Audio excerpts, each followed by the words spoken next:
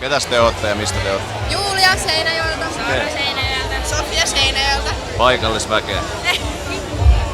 No mitäs, onko teidän mielestä tää liian kallis tää festivaali nykyään? No on täällä nyt aika kallista kaikki ne hinnat, mutta kyllä se silleen ymmärtää. Niin.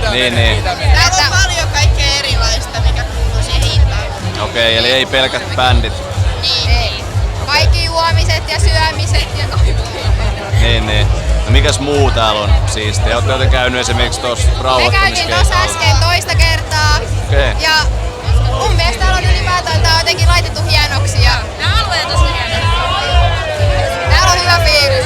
Hyvä. Miten jos täällä sataisi, olisiko tää sitten niinku liian Täällä on kallis? monet kesät satanut ja silti on ollut hyvä fiilis. Okei. On laitettu kuule vaan sadetakit niskoon ja Aivan oikein. jatkettu samaan malliin. Kyllä. No mikä on ollut paras bändi? X-Men. Mä en osaa.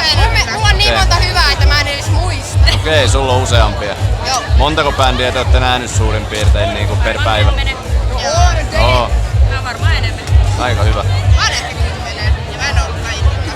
Niin.